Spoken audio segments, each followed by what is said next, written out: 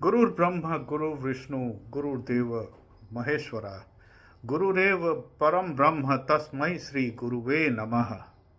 सभी व्यूअर्स को प्रणाम नमस्कार। और इसी के साथ ही आज चर्चा करते हैं गुरु वंदना के साथ। आज जो है चर्चा करेंगे हम लोग गुरु और शिष्य परंपरा के ऊपर। आइए देखते हैं आगे। गुरु शिष्य परंपरा को जानने के लिए हमें पहले तो ये समझना होगा कि गुरु कौन है। तो गुरु वह व्यक्ति है जो एक शिक्षक है और सनातन परंपरा में विशेषतः उनका एक क्षेत्र, विभिन्न प्रकार के शिक्षक हुआ करते हैं और सनातन धर्म में इसकी व्याख्या जो है व्यापक है। गुरु वह व्यक्ति है जो किसी के जीवन में, जो बिल्कुल अशिक्षित है, जो प्रथम जीवन में पदार्पण कर रहा है, उसके जीवन में कोई ज्ञान नहीं है, कोई उजाला नहीं है, उसे उस अंधकार से बाहर निकालने वाला वह व्यक्ति है जिसे शाब्दिक रूप में गुरु कहा जाता है। तो वह गुरु कोई भी हो सकता है, वो परिवार में हो सकता है, इष्ट मित्र हो सकते हैं, या कोई भी समय अनुसार वह गुरु का स्थान प्राप्त कर लेते हैं। तो गुरु वही व्यक्ति है।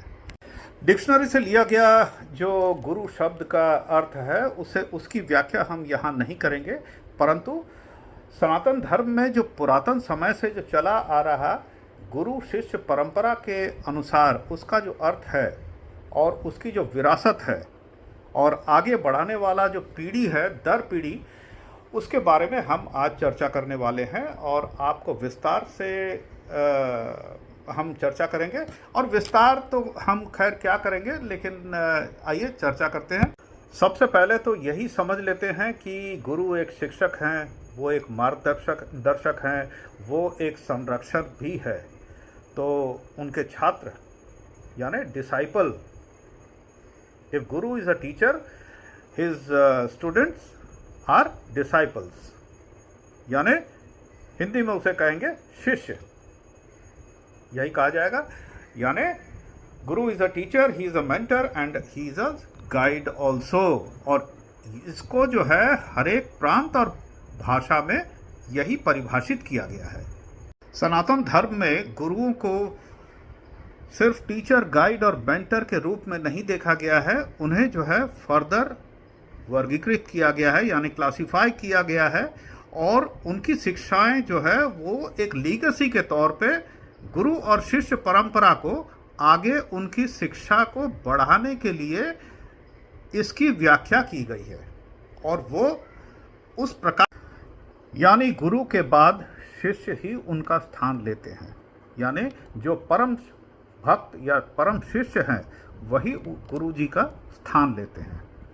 वैसे अब आधुनिक परंपरा के अनुसार teacher and student is the only relation, यही एक रिलेशन है।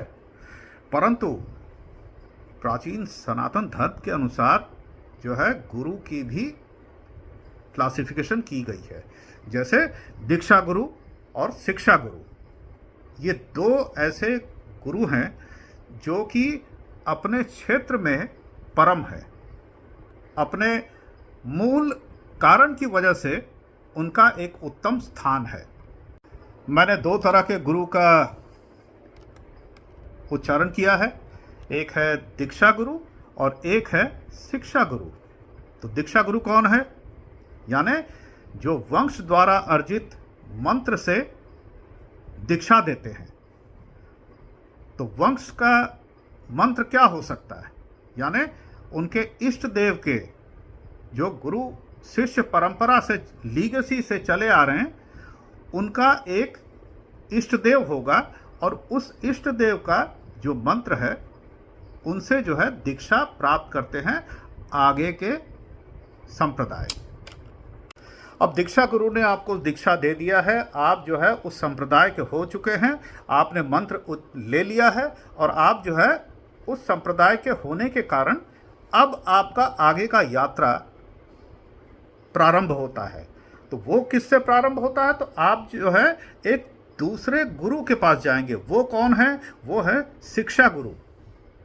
वो जो आध्यात्मिक अभ्यास के विभिन्न अनुष्ठानों और यौगिक मार्गों के अनुसरण करते हुए आपको जो है जो कुछ भी सिखाएंगे, यानी ध्यान, धारणा, जप, भगवान की स्तुति, छंद इत्यादि, और यह जो है आपको दर्शन यह भी कुछ सिखलाता है।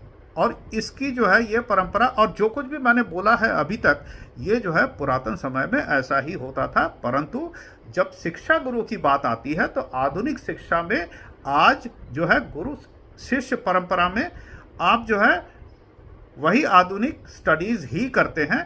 मीन्स मॉडर्न एजुकेशन आप जो प्राप्त करते हैं स्कूल्स में, यानी एक टीचर एंड स्टूडेंट रिलेशन जो होता है उसी को शिक्षा गुरु के तौर पे माना जाएगा। जैसा कि मैंने पहले ये बताया था कि गुरु के भी कई क्लासिफिकेशन सनातन धर्म में पुरातन समय में ऑलरेडी कर लिए थे, और उसके कई प्रकार हैं। जैसे प्रेरक हो गए, सूचक हैं, वाचक हैं, दर्शी हैं, बोधक हैं। तो ये किस तरीके से है इसको समझाते हैं। जैसे प्रेरक जो है वो एक मोटिवेशनल गुरु है जो आपको प्रेरित करते हैं और उकसाते हैं, बिल्कुल इंटरेस्टिंग बनाते हैं। और उसके बाद जो है इंडिकेटर, यानी आपको जो है सुझाव देते हैं। और उसके बाद जो है एक वक्ता के रूप में वो जो है वाचक भी बनते हैं, और वो आपको जो है किस तरीके से एक रीडर बनना है, स्पीकर बनना है, आपको वक्ता किस तरीके से बनाएंगे वो उसका मार्गदर्शन करते हैं। उसके बाद जो है दर्शी यानी गाइड, आप किस ओर जाएंगे, उससे लाभ और हानि का जो है वो आपको दृष्टिकोण वह समझाते हैं।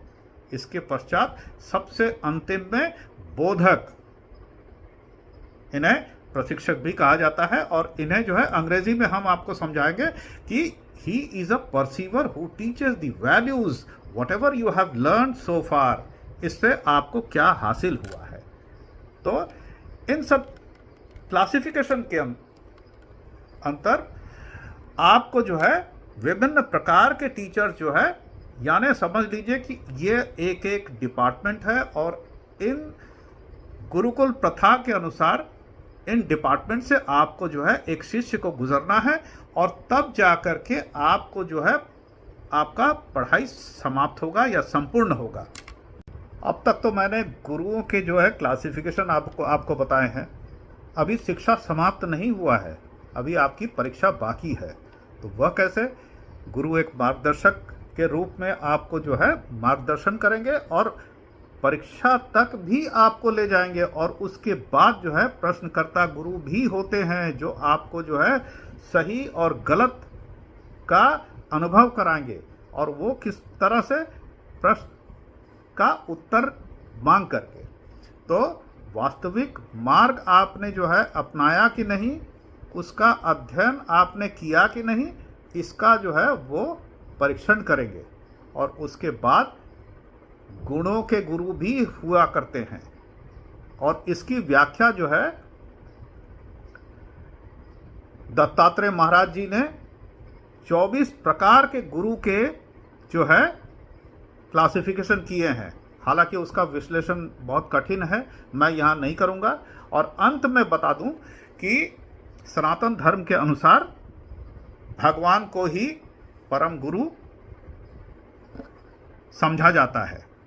इसीलिए गुरुर् ब्रह्मा गुरुर्विष्णु गुरुर्देवो महेश्वरा, तो यह कहा गया है। तो इसलिए यहाँ पर जो है गुरु शिष्य की जो परंपरा है, ये सनातन धर्म में गुरुकुल प्रथा के अनुसार ये एक लीगेसी है, और ये लीगेसी चलता रहता है। यदि कंटेंट पसंद आया हो तो लाइक कीजिएगा, शेयर कीजिएगा और सब्सक्राइब ज़रूर कीजिएगा। लाइक बटन ज़रूर दबा दें। Thank you so much for watching.